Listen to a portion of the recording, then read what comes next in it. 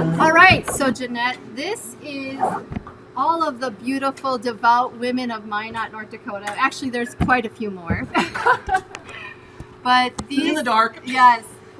These are women from St. Leo's Catholic Church here in Minot, or our pastor likes us to call it St. Leo the Great Catholic Church in Minot. Also, we have women from St. John's, St. John the Apostle, and then we are at Our Lady of Grace Catholic Church. We have women from Our Lady of Grace, and then also from Little Flower Parish, which I believe is also called St. Teresa's, but we just call it Little Flower. So thank you. So please tell us everything you can think of on your beautiful apostolate. Thank you for inviting me in. It looks like everybody gets a wand from all these other parishes, right? I've been watching lots of hugs and conversations, so thank you for venturing out tonight. Are you able to hear me, or is it kind of broken up? Is it okay? It seems okay, actually. Okay, good. We've come a long way from the tin cans to the ear and the string, right? This is as high tech as I get, I think. Okay. I don't hear anything back, so. Okay, yes, you're good. We're afraid of interrupting because it is a little choppy. So we probably will be quiet just so that the technology and the choppy voice will be clear. Please stop me, because as I get rolling, that would be best if you're not able to understand me. I can slow down or stop for a bit or whatever, okay? Sounds good. I'm going to talk for the group. Okay. Okay. So I was asked to come and to just speak to you a little bit about Seven Sisters Apostolate, which is a way of praying for priests. Certainly not the only way, and I wouldn't even describe it as the best way, but it is a way of praying for priests. As Catholics, we have an obligation to pray for priests, and for some reason, right now, this way of praying for priests is appealing to a lot of women. So, Seven Sisters had a very humble beginning, like most things that are all things good in the church, right? Just from that very small seed. And it really was started by an appreciation that I had for my own pastor. He was a very generous priest in the way he lived his priesthood. I watched him minister to my own family, and I could see him doing the same to so many others, to the point where I accused him of likely bilocating, because he was always everywhere. So out of that witness of his generosity, I decided to do something to help fuel that type of life that he was called to. So I decided to pray a holy hour for Father once a week. And during that holy hour, I decided that I would only be praying for him. I didn't know how easy or difficult that would be, but I soon found out. So I started praying my holy hours on Thursdays, and I decided Thursday was the anniversary of the Holy Orders and the Holy Eucharist. I thought that had a lot of extra graces for a priest. And then I decided to pray my holy hour during the hour of Divine Mercy, 3 to 4. I thought if my prayers were weak, at least I was in a good milieu. It was a good setting. So I started to pray, and it really wasn't as easy as I thought it was going to be. A lot of distractions came in and out of my prayer time, but I persevered, and I knew this was what I committed to do, and I knew that the Lord would give me the grace to do it. Well, eventually, I absolutely loved these holy hours. I could hardly wait till Thursday, 3 o'clock came. Father didn't know I was praying for him, and I was happy about that. It didn't matter to me if he knew. Sometimes when I was at the holy hour, Father would come into the chapel, make a little visit himself, and it was just that beautiful sense inside that I'm praying for him, he has no idea, and I hope it's helping. As I continued to pray like this, I started to cheat. I started to really love Father even more for the way he expressed his priesthood.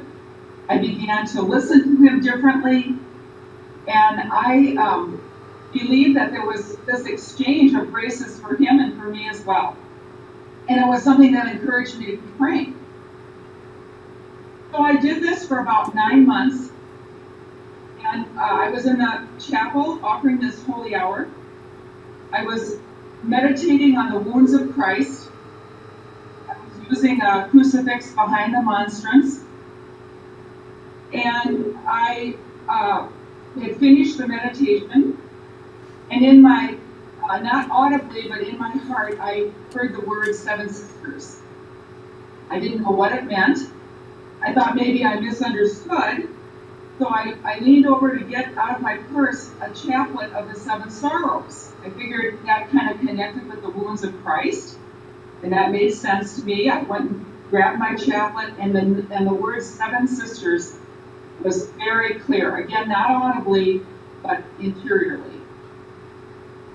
So I sat down and I closed my eyes, and in an instant I understood something that I didn't understand 30 seconds prior. And that was that these times have been so edifying for Father and for me both. What if somebody was doing that all the other days of the week for Father? It would benefit him, it would benefit the intercessor. So I continued my holy hour for Father, and I met with him the following week for spiritual direction. It was already on the calendar, and it was at that time that I opened up to him what had happened. And of course, he was learning for the first time that I'd been praying for him, and he was thankful for that. I didn't know what his reaction would be in terms of what I sensed in the chapel. But Father said, I believe this is from the Holy Spirit, but we have to test it. So he asked me to pray about asking 6 other women from 6 other parishes in the Twin Cities to consider doing what I had been doing for 9 months. And then those women in turn were going to ask 6 other women within each of their parishes, so 49 in total, 7 times 7. And he said, and have those women pray for 1 year. And then go and visit them and see how it's going. So we started that in June of 2011. And in 2012, the reports were glowing. And Father said, I think this, we've tested it. It's something that looks like it's being embraced by the women and by the priests. And let's just open the doors.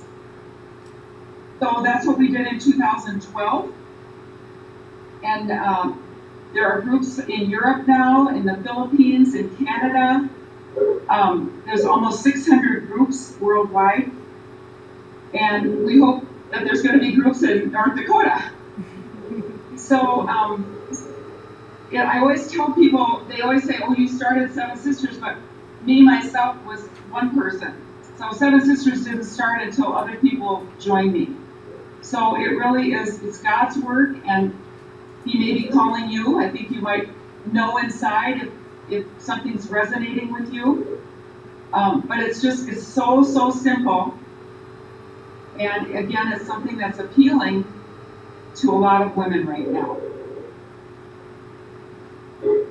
So one of the basic premises is that we believe that our prayers strengthen the priest. And there's a saying by a priest himself, Father Gerald Fitzgerald, who says, in strengthening the priest, you strengthen the church. And in strengthening the priest, you strengthen the foundation. You strengthen everything about the church. And I think in recent days, when this devastating news has come to us about things in the church, I think the opposite can happen as well. In the weakness of a priest, there's a weakness of the foundation of the church. And so I think in these days, it's even more important that we pray for our priests, and in so doing, we strengthen the priest and strengthen the church. So. Thank you, Jeanette. Can you talk to us a little bit about like the structure? Remember, you kind of mentioned that how you cover the pastors. Okay. So again, very, very simple, and it's one reason that Father in the get-go thought that it was something inspired by the Holy Spirit. He actually told me if it was me designing something, it would have been so complicated nobody would have understood it. So the simplicity is that holy hour is just for one priest. It's for his sanctity, principally, but because we're body and soul, it's also for all the good things about keeping his body healthy and safe and all of those things. And then just someplace within that holy hour, you're asked to pray that the priest will have a deeper devotion to Mary. So that's really the only two things: for the sanctity of the priest, his intentions, and for a deepened devotion to Mary. A woman commits to a day of the week, and then within that day, she can decide whatever hour she wants to do, and it doesn't have to be the same hour every week.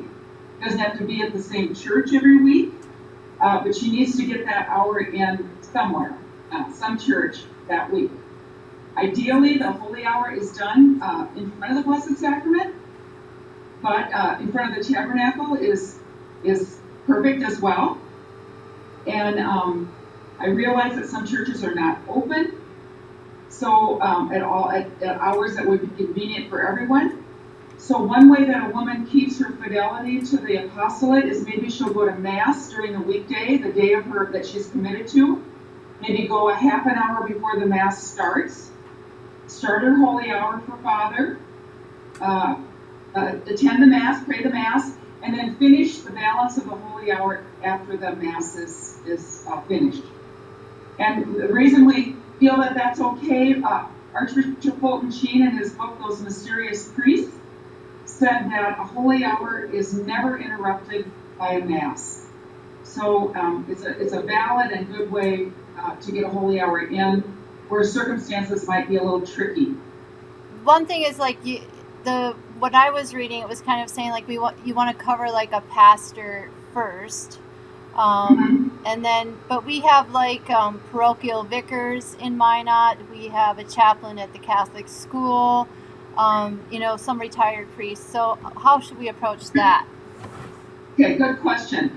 So really again, the seed of the apostolate was really started with my pastor, and in speaking to him about how things should proceed, he said, always start with the pastor.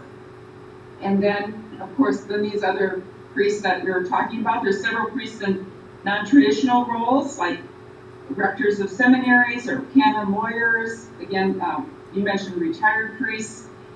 And but always start with the pastor. There's also groups for bishops and archbishops. So if there's a priest, he's worthy of our prayers. But the idea is to start with the pastor. As far as doing the commitment, what do you typically see? Like the anchoress and the women get together, or they just kind of, do it whenever they can, or what's some of the things you've seen? So what she's talking about is Father Johnson composed a commitment prayer, very beautiful. It's not in the booklet though, because it was composed after the booklet was written, and but it's available online. And what we suggest is that women universally, because it's again throughout Europe and different parts of the world, that everybody's recommitting in June, in the month of the Sacred Heart. But groups can start at any time. And so when a group starts, like for instance, if there's groups in North Dakota that start in September, it's fine and encouraged to go ahead and pray that commitment prayer then. And then you can, when June comes around, then you can get in on track with everybody else. And then that's really up to the groups. My group is a group at the Cathedral of St. Paul. The women live at long distances away. We get together once a year, and that's in June. And we go to Mass together. We pray the commitment prayer in front of the Sacred Heart Chapel, and then we have brunch together and share about our year. Some groups get together every quarter. Some groups that are in smaller parishes, they see one another all the time. So it really varies in the groups what you want to do, but it's not necessary to have meetings or anything like that. Just to confirm, does it always have to be in a church, or is there are exceptions to that, or how should we handle that if getting to a church is an issue? Okay, that's a good and common question. So the ideal and the inspiration is to make that commitment in front of the Blessed Sacrament, and sometimes that takes sacrifices to do that, and that can be offered for the priest as well. And I think what I've heard from so many women is that just putting themselves before the Blessed Sacrament really is changing them as well. Again, I mentioned that you can be in front of the tabernacle, that's fine. And then with saying those two things, there are some groups that have women that are homebound. The women feel called to this. The anchoress or the coordinator of the group feels like the woman would be faithful to keep an hour from her home. And that's up to the anchoress. I don't know you, but the anchoress knows you. And so it's not like you'd start out by saying everybody can do this at home. The ideal would be in front of the Blessed Sacrament or in front of the tabernacle. How many subs does a group of 7 typically have? Or does it just kind of, vary, or how does that work? Okay, that's a common question too. My group, we have no subs. We've never had subs since 2011. And it just seems like the women, they either have someone that can sub in that they know. For instance, in my case, my husband is my favorite sub. And so men can sub in, but again, the apostolate was inspired as sisters, so I want to stay true to that, but men can be a part of that. So for some women, their spouses are ideal subs. But other groups feel like they want to have those subs in place. And I would say typically most groups have 2 that want to have subs. I think you answered one of our questions, and the lady that asked it to me, she's not here tonight, but really the continuity of the hour is pretty important. Like you were saying, it's okay to interrupt the hour with Holy Mass, but generally speaking, it's not like, a half hour here, 10 minutes here, that's important then? Yeah. It brings up, I remember St. Faustina said that sometimes she would get something from the Lord in the last 5 minutes of her holy hour. And I read that many years ago, and I always said, I'm going to be there for that last 5 minutes.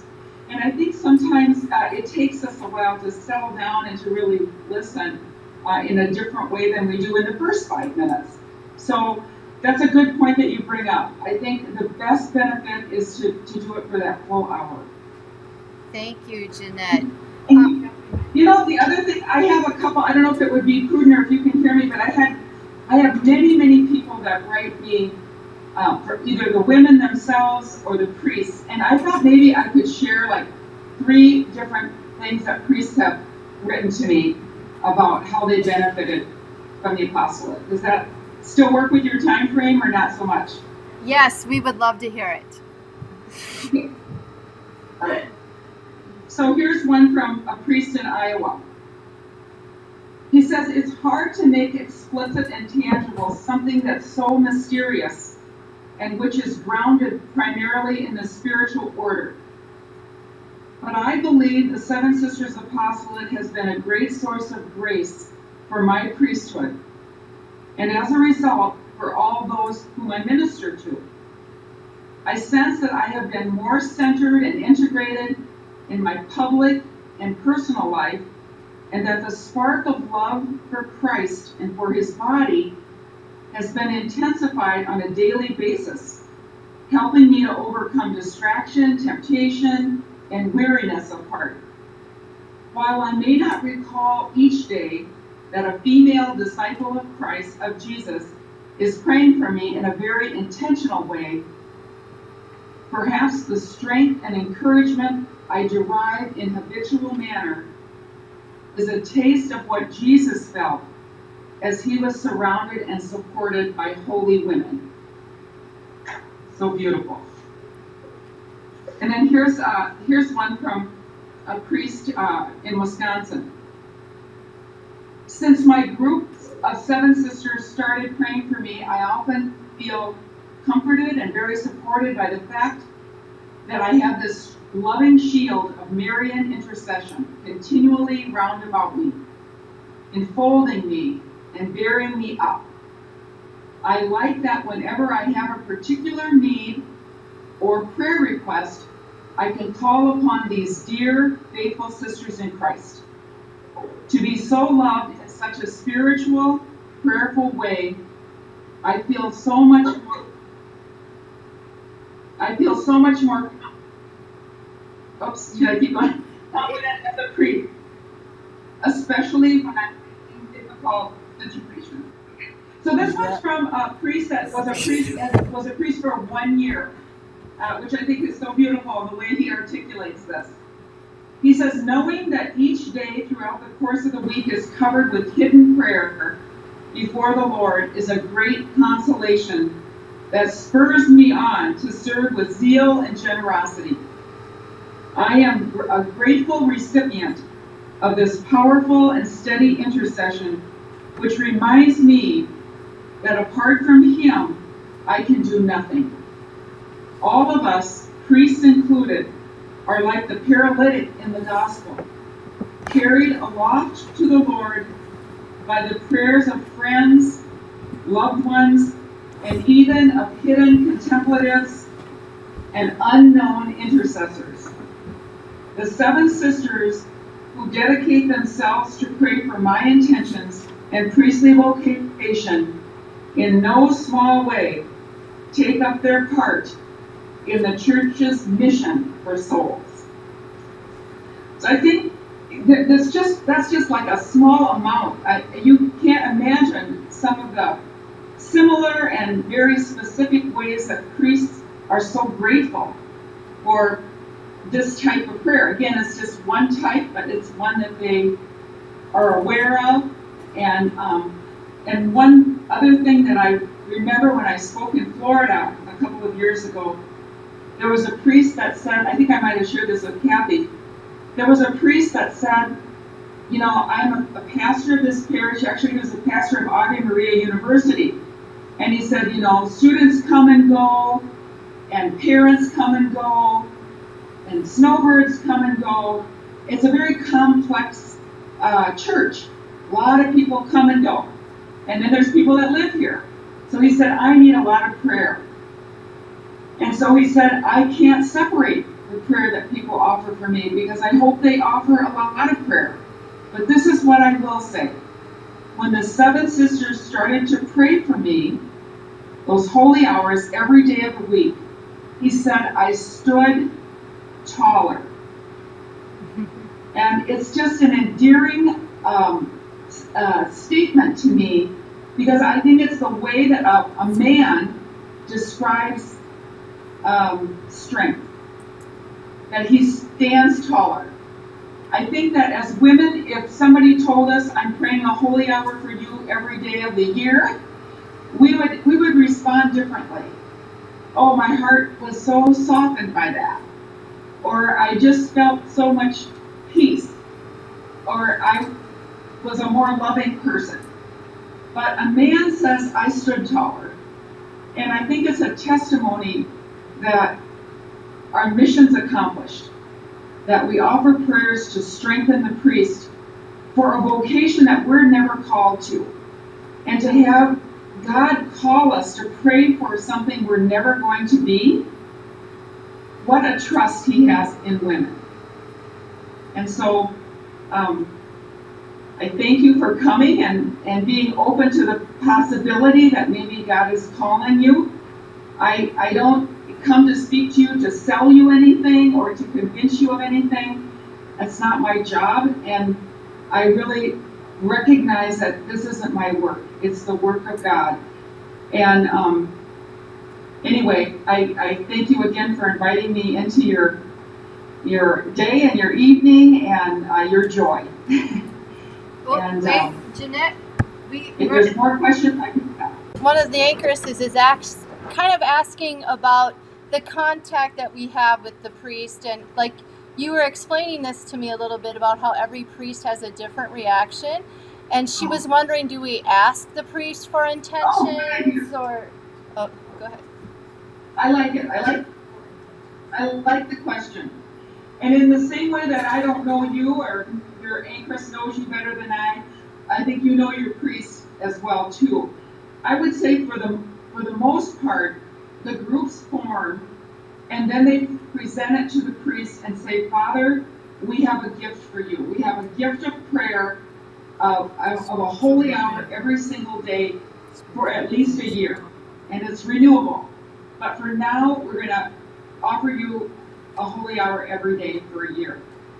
And generally, I haven't heard of anybody that's rejected that. But at the same time I say that, some groups feel like they know their priest in a different way, and they feel like, I think I better at least tell Father we're in the process of doing this. And maybe he has somebody to offer as a name that we can contact. But I think you'll know what the best way is. But the reception by the priests is always positive. There's never been a priest that's rejected the offer of prayer. So. And then Sue was reminding me that I would like you to maybe just talk a little bit about a spiritual bouquet, like that concept. Okay. So we're, as Catholics, we're familiar with that term, right? So people, when you offer a spiritual bouquet for someone, you gather what people want to offer in that. Maybe somebody will say in a period of time, like say, by the end of this month, what would you offer for such and such? And I remember doing that as a young girl, and as I grew into my adulthood, I've always loved the concept of spiritual bouquet, because you never know the generosity of everybody until you've gathered all of those intentions.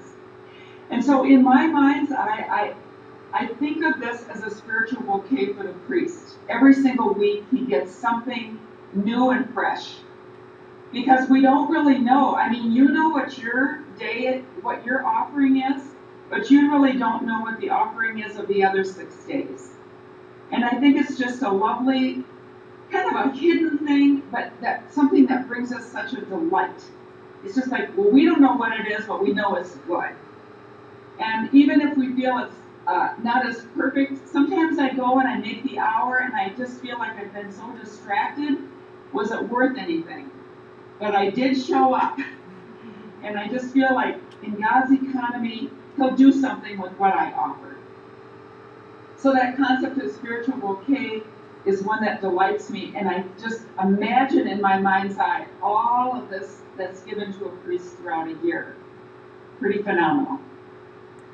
Thank you, Jeanette. And since it's a really short story, I hope you guys don't mind, but you and I were talking a little bit about the faithfulness to the commitment, and you told me a story that has stayed with me about that young lady who confessed to you.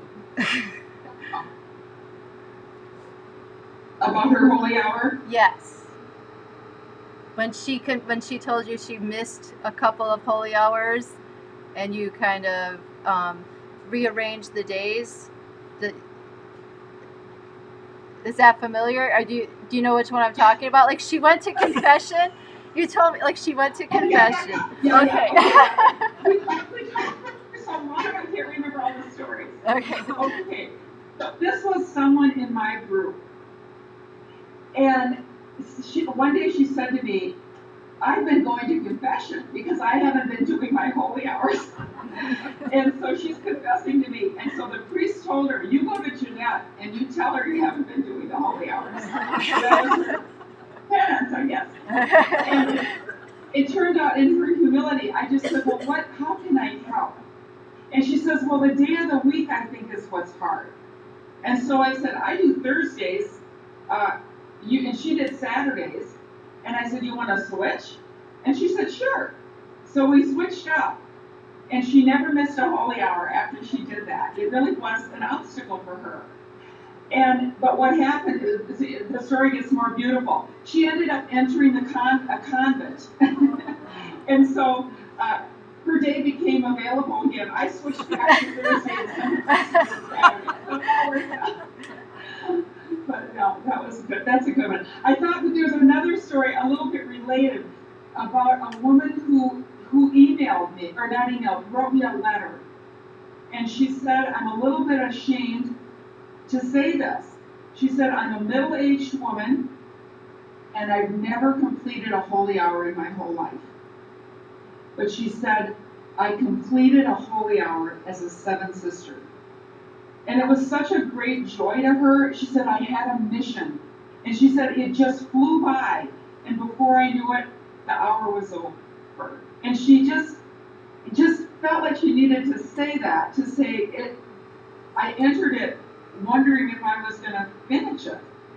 And it was an accomplishment for her. And it was humbling for her to admit that. So the Lord isn't necessarily calling people that right from the get-go can say, oh yeah, I do holy hours, I know about them, I must be called to this. He's calling a lot of different people for his purposes and for a lot of different reasons. And again, we're all obligated to pray for priests. And how we do it, this may be the way he's calling you. So. Thank you so much, Jeanette. I think that answers everything. Okay. Thank you. God bless you. I hope I take the train someday and get to Minot. You have to. And I will tell them, like, she loves Minot already, you guys. Right? You said you felt a calling. Not a calling, but how did you word that? I do. Drawn. I'm going to make it there. I know that. Okay. Thank God bless you. you. Okay. God bless. I'll Okay.